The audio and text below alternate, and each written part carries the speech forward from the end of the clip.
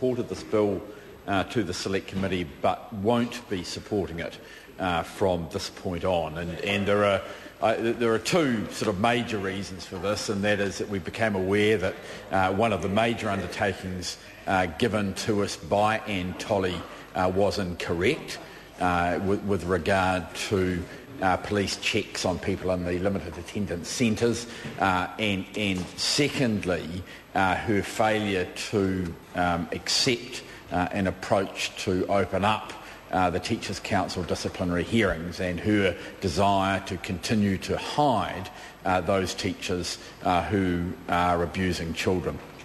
So, Mr Speaker, we will not be supporting this bill going forward. I think, though, it would be churlish of me not to congratulate the Chair of the Select Committee and, frankly, all members of the Select Committee for the contributions that were made there. I think the Chair has an ability to haul together a variety of points of view with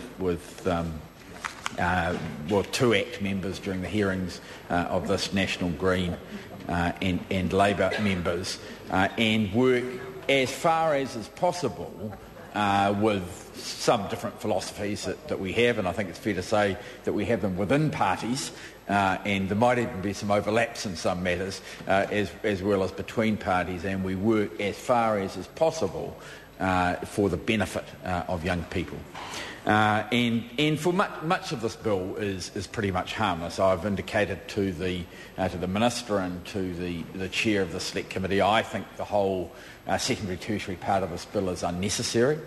I think it will give us a pile of bureaucracy that we'll come to regret later on. It will tie us down in a way that will mean that policy changes and improvements will be hard to make, and I regret that the Minister has chosen to take the advice of people who want to have everything possible in legislation, and I think that's a short-sighted approach on her part, and I think it shows a poor understanding of the way both the education system and the Parliament works. The first and relatively minor point that I want to focus on is the change to allow inherited rights over entry to state schools. It is my view that in New Zealand we are an egalitarian society. We have some schools where there are limited places because of geography and the way that populations have grown, schools have good reputations and they have to have enrolment schemes. The Labour Party has always been firmly of the view that the people who live close to the school should have preference, and that a zone should be developed, and if there are spare places from outside, they should be available by way of ballot. And there's a method relating to current siblings and former siblings, and people work through on that basis. But the changes in this bill, Mr Speaker, say that if your parent attended the school, then you get access. And of course this is intergenerational. So what will end up happening, or what could end up happening, is that someone ends up getting access to a school, not because they live in the zone, or not because their parent, their mother or father, lived in the zone, but because their grandparents lived in the zone. And the idea of inherited rights for school entry to state schools, where other people are being excluded, and just make this point, and Alan Peachy understands this well. Zoning, people only get into schools as a result of in zone schools. This only applies when there is a limited number of places, and when one person gets and another person doesn't.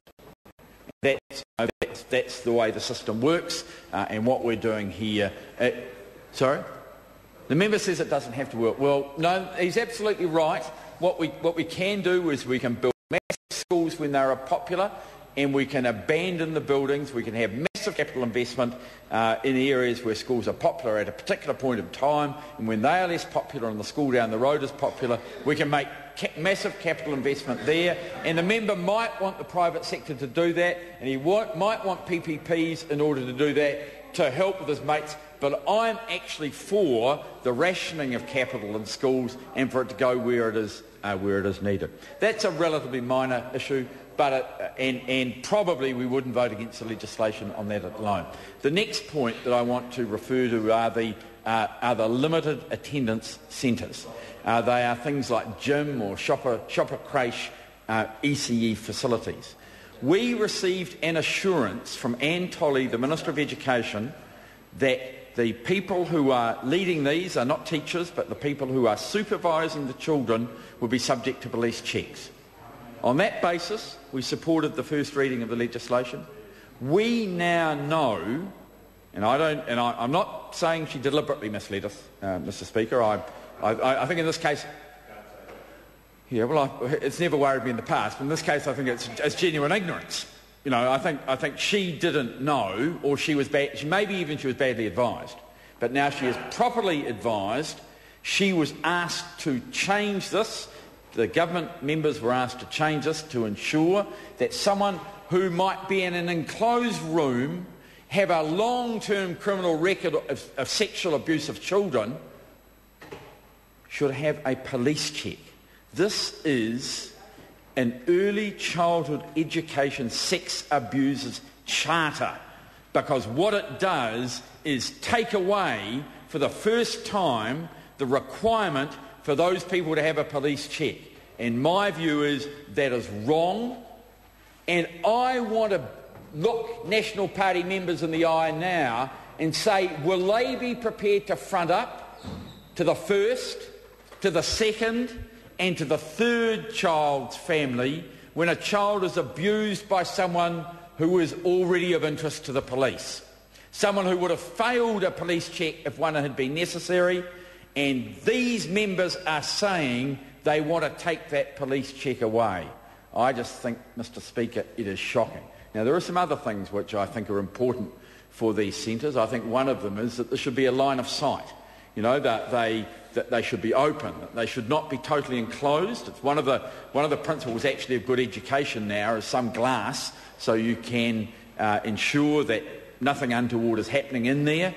It's actually a very good protection to the teachers or to the people who are doing the supervision, because it stops them from false accusations as well, or can prevent those.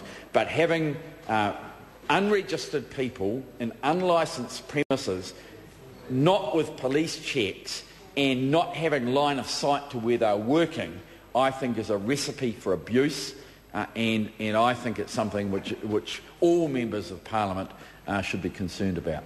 Mr. Speaker, the other matter on which I'd like to focus is the question of the Teachers' Council. I had a meeting with the Minister. She put a series of propositions to me, most of those propositions, which I agreed with.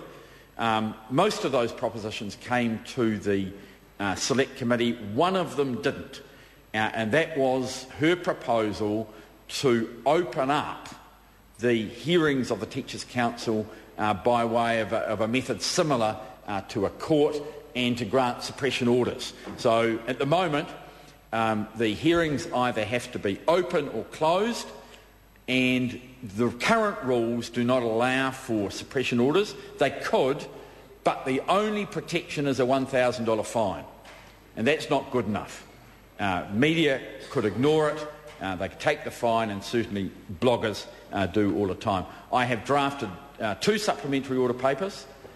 One of them is very simple. It increases the fine from $1,000 to $100,000, and thereby invites the Teachers' Council to rewrite its rules in order to allow for suppression orders. The other takes the approach of Simon Power. It takes a presumption of openness and says the hearing should be open, but there is room to suppress, the room to close it, but also room to suppress the name of the teacher, and most importantly, any of the witnesses, and I think in particular of child witnesses, because I think it would be wrong for child victims of teachers to have their names printed. And what I want to do is have a system where you can identify the offenders but protect the children.